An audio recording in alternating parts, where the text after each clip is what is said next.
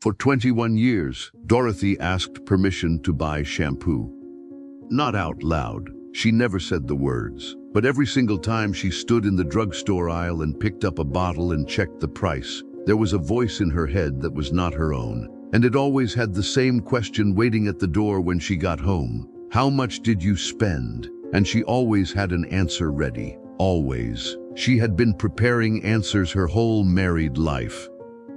The morning everything changed, she was standing at the kitchen sink at 5:47 in the morning, before anyone else in the house was awake, doing something so small and so quiet that nobody would ever think to call it brave. I'm going to tell you exactly what she was doing, and I'm going to tell you why. 8 months later, she had $1,200 in a place he never looked. Not because she was sneaking, not because she was doing something wrong, but because she had finally understood something about herself that took her over 2 decades to learn. Stay with me, because if you have ever stood in an aisle, in a store, in your own life, and heard a voice that wasn't yours telling you what you were allowed to have, this story belongs to you as much as it belongs to Dorothy. What was she doing at the sink at 5:47 in the morning? I'll get there. First, I need you to meet her properly. Dorothy Jean Hadley was 53 years old and worked as a school cafeteria cook in a small city in central Ohio, the kind of place where the Dollar General closes at 9, and everybody knows your car. She had been cooking for the Millbrook Elementary cafeteria for 14 years. She arrived every morning at 6:15, tied her apron, and started on the breakfast line. Scrambled eggs from powder, orange juice in individual cartons, biscuits from frozen dough. She thawed herself because she had figured out a way to make them come out softer than the recipe said. The children called her Miss Dot. She knew which ones were hungry before the line opened by the way they walked in. She made $14.70 an hour. At home, she cooked again. Her husband, Gerald, did not eat leftovers and did not like repeats inside the same week. She had a notebook where she planned the dinners so nothing crossed. She had been keeping that notebook for 11 years. She wore the same pair of black work sneakers she had owned for 4 years, wrestled once at a cobbler on 5th Street for $22 because new ones cost $60, and she could not account for $60 without a conversation she did not want to have. Her dream, the one she kept so private it barely felt real anymore, was to take a week somewhere near water. Not a resort, not even a hotel with a pool, just a cabin, a lake, quiet mornings, no schedule. She had seen a listing for one once, in a magazine, in a waiting room, $350 for a full week in the mountains of West Virginia. She had torn out the page carefully, folded it 4 times, and tucked it inside the lining of her winter coat's inner pocket, the pocket with the broken zipper that nobody ever opened. The listing was 6 years old. She had looked at it twice in that time. Both times, she refolded it and put it back, like she was returning something that didn't belong to her yet. The breaking point came on a Thursday in February, the way most real breaking points do, not with a crash, but with something small that was actually enormous. Dorothy had saved $40, actual cash, not in the joint account. She had done it slowly, over 6 weeks, pulling back $1 here from the grocery change, $2 there when she took the recycling in herself instead of letting it sit. She kept it in an envelope in her apron pocket at work because the house had no safe place. She was going to use it for the optometrist. Her distance vision had been blurring for 2 years, and she needed new glasses. Her current pair had a hairline crack in the left lens that she covered with a piece of clear tape she replaced every week.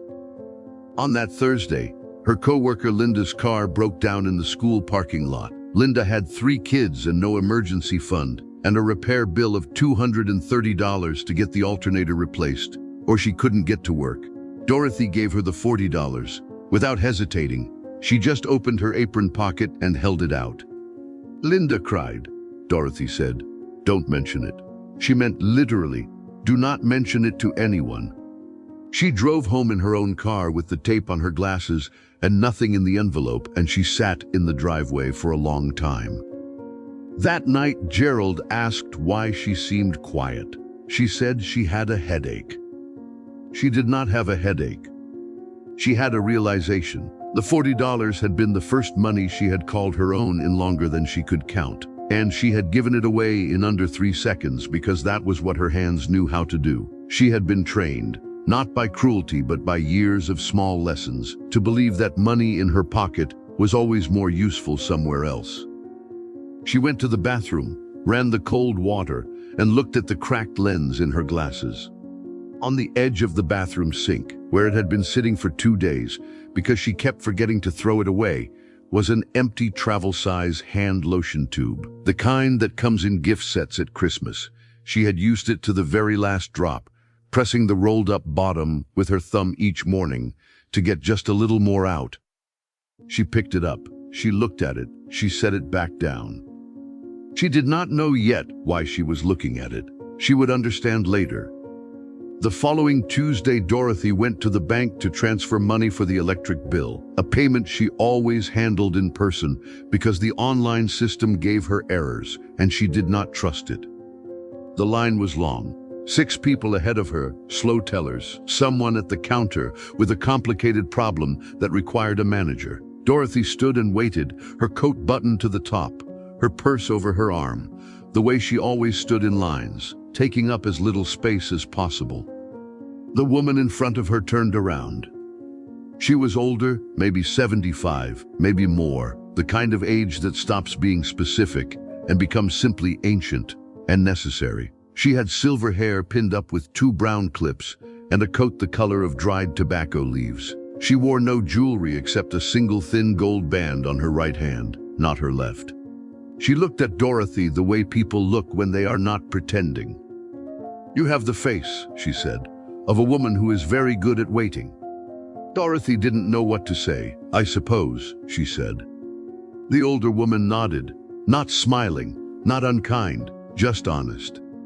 "I used to have that face," she said. "I wore it for a long time." She paused. "It's a hard thing to carry, waiting, because while you're doing it, the line keeps moving without you." Dorothy looked at the teller windows. The woman let the silence sit. She was not uncomfortable in it. She seemed to have made peace with silence a long time ago. "Then," she said it, quietly, not like a lesson, like a fact she had learned by living. "A woman with nothing set aside has nothing to stand on. Do you?" That was all. The line moved. The woman stepped forward. Dorothy stood exactly where she was for 1 extra second, feeling the words land somewhere beneath her ribs. "A woman with nothing set aside has nothing to stand on." She thought about the $40. She thought about the envelope. She thought about the mountain cabin listing folded inside the broken zipper pocket of her coat, and she was wearing that coat right now, and the listing was 6 years old. She thought about the tube of hand lotion pressed to the very last drop. She did not speak to the woman again. By the time Dorothy reached a teller window, the woman with the 2 brown clips was gone. Dorothy looked for her when she walked out. The parking lot was empty except for her own car. She sat behind the wheel and said the words out loud. To nobody, to herself. "A woman with nothing set aside has nothing to stand on." Now I need to tell you what Dorothy understood in the weeks and months that followed, because this is the moment I promised you at the beginning. This is the morning trick. This is the thing she did at 5:47 at the kitchen sink that nobody saw. But before I tell you the mechanics of it, I need you to understand the 4 things she had to see clearly first.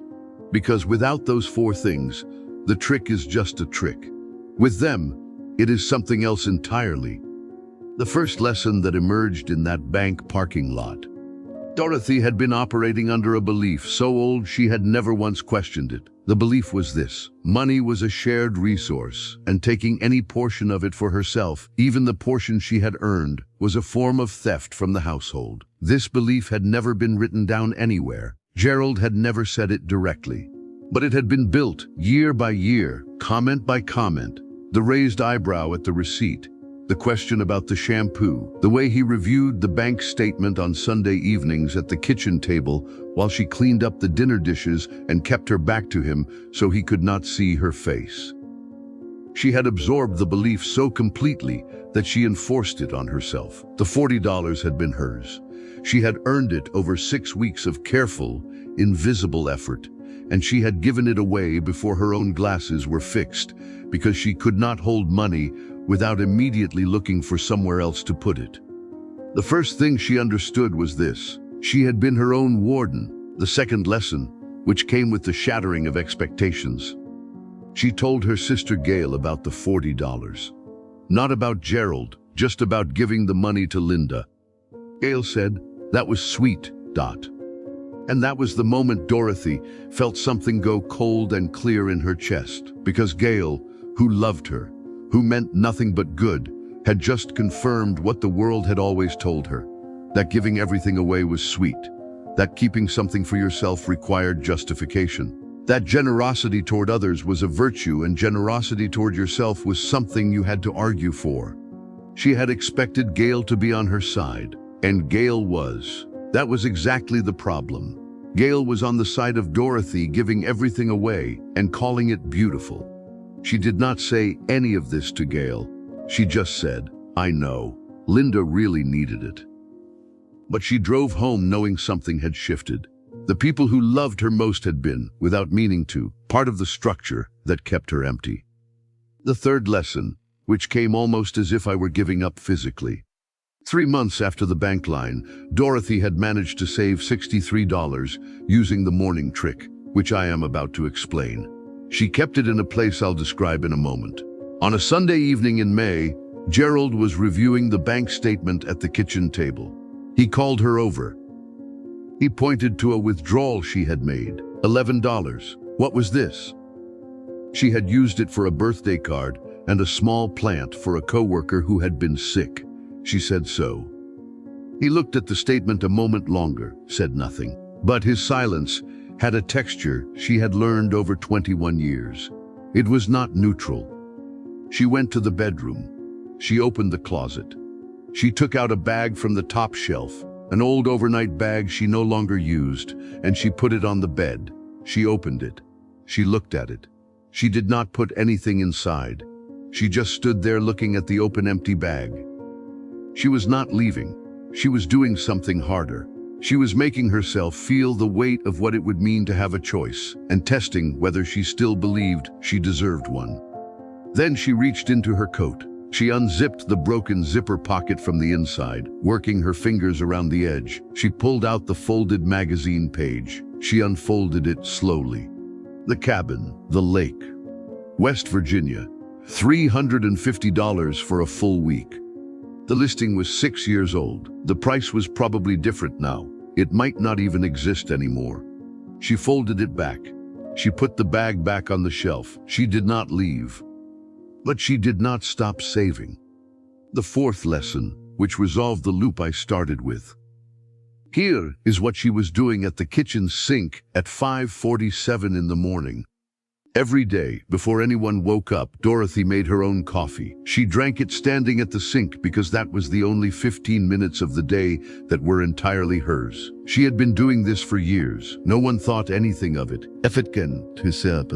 She had bidi, deltile, sushiki. The sundus thing. She disventures says. He'd been doa, womastadios of yapi, tyrasitis, the free lucififas. If it's sinifis. No one thought anything of it.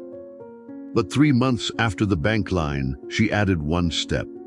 She was paid by direct deposit every other Friday. Before the deposit cleared, she transferred a specific amount, small enough not to be noticed in the weekly flow, to an account she had opened by herself at a different bank, a free account with no fees and no minimum balance, using her work email address, not the home one, the work one. The amounts were not dramatic, sometimes $7, sometimes $12, once, in a good week, $23. Never so much that the household account would show a strain, never so little that she felt she was playing. She moved the money in the morning, at the sink, on her phone, while her coffee cooled. It took 40 seconds. Over 8 months, those 40 seconds added up to $1,200. She did not spend a penny of it. She let it sit. She looked at the balance on her phone sometimes, at the sink, in the morning, and it felt like looking at proof, not of a secret, of a self. A woman with something set aside. A woman with something to stand on. It did not happen all at once. Nothing real does.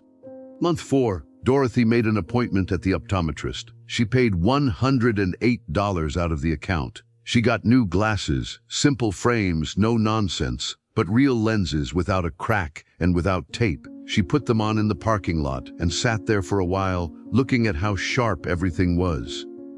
She had been living with blurry distance vision for 2 years. She had not known how much she was compensating until she stopped having to. Month 6, she stopped preparing answers at the door. Gerald still asked questions. She still answered them, but something in the way she answered had changed. A slight lowering of the apologetic note in her voice, a fraction of a second less hesitation. He noticed without knowing what he noticed. He said she seemed distracted. She said she was just tired. She was not tired. She was occupied. There is a difference. At work, Linda pulled her aside one morning. "Dot," she said, "you look different. Did you change your hair?" "Glasses," Dorothy said.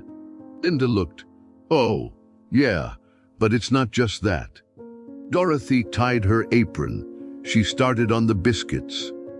Month 7, Gail called and complained for 40 minutes about her own life. The usual circles. The same complaints Dorothy had been receiving for 15 years. And when Gail finally asked, "What do you think I should do?"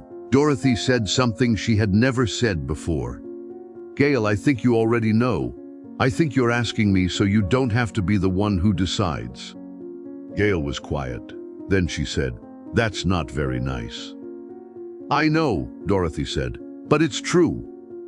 Gail called back the next day. She said Dorothy was right.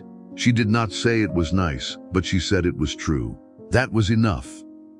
The woman's name was Patricia, and she bagged groceries at the Kroger, where Dorothy shopped on Saturday mornings. Dorothy had seen her every week for 2 years. They had exchanged the usual things, paper or plastic. "Do you have your card? Have a good one." On a Saturday in October, Dorothy was loading her own bags into the cart, and Patricia was moving slowly, very slowly. Her hands were shaking a little on the bags. Dorothy looked up. Patricia's eyes were red, not from crying in the moment, from having cried earlier and not being finished. Dorothy did not ask if she was okay. She could see she wasn't. She just said quietly, so no one else in the line would hear, "Honey, when do you get your break?" Patricia said, 10 minutes. "I'll be at the bench outside." Dorothy pushed her cart out, loaded her car, and went to the bench. Patricia came out 8 minutes later in her green store vest, a paper cup of coffee she'd gotten from the little machine inside. She sat down without ceremony. They did not know each other, but there are moments when that doesn't matter. Patricia talked, not everything, but enough. A household where she had no account of her own. A husband who wasn't cruel, just completely in charge. A feeling of waking up every morning, already in debt to a life she had not quite chosen. Dorothy listened. When Patricia stopped, Dorothy said nothing for a moment. Then she opened her purse. She took out a small envelope, the plain white kind from a box of 50. Inside was a card from her bank, the account she had opened by herself, with her work email. She had brought extras of the card since month 5, not knowing why, just knowing she would know when. She put the card on the bench between them. Patricia looked at it. "A woman with nothing set aside," Dorothy said, "has nothing to stand on." Patricia picked up the card. She turned it over. She read the name of the bank. "This is a different bank than most people use," she said. "That's the point," Dorothy said. Patricia looked up. Dorothy said, "It doesn't have to be much. It can be $7. It can be $3. You make a place. You put something in it, just so it's there, just so you know it's yours." Patricia held the card with both hands, the way people hold things when they are deciding whether they deserve them. What if he finds out? Dorothy thought about Gerald at the kitchen table on Sunday evenings. She thought about the question about the $11. She thought about the overnight bag she had placed open on the bed in May, and the mountain cabin listing she had put back in the broken zipper pocket of her coat. She reached into her coat. She worked her fingers into the inner pocket with the broken zipper. She pulled out the folded magazine page. 6 years old, $350. A lake, a week, West Virginia. She unfolded it and held it out. Patricia looked at the picture of the cabin, at the price, at the date. "That's old," she said. "6 years, Dorothy said. "I'm going this spring. The price is $420 now. I checked last month." She looked at the page. "I have the $420. She folded the page back. She put it in her purse this time, not the broken zipper pocket. She had been putting it in the purse since September, because it wasn't a someday thing anymore. Patricia was still holding the bank card with both hands. Dorothy stood up. She put her hand briefly on Patricia's shoulder. "Just start," she said. "Even if it's $3, start." She picked up her groceries and went home. "Let me ask you something honest. Is there an envelope somewhere? Not necessarily a real one, but a place in your life where you keep the idea of yourself separate from everything you owe. A place that's just yours, not hidden out of deception, but protected out of dignity." Dorothy did not save $1,200 to leave. She saved it to stay, but differently. To have, for the first time in 21 years, the feeling of a floor under her feet. Something solid. Something she had built herself 40 seconds at a time, at the kitchen sink while her coffee cooled. The morning trick is not about money. It is about the practice of treating yourself as someone worth providing for. It might be $3. It might be $7. It might not be money at all. It might be 15 minutes at the sink before anyone wakes up, just to think your own thoughts before the day asks you for everything you have. What is the one thing you have been waiting to give yourself permission for? Come down here in the comments and type day 1 and tell me one thing, just one, that you are going to do today just for you. It doesn't have to cost anything. It doesn't have to be big. I want to read every single one. And if you know a woman who is carrying this, a woman who checks every price twice, who apologizes for needing things, who has been giving herself away for so long she's forgotten what she's worth, share this with her. Send it without a note. She'll understand. I'll see you next time. Thank you for being here.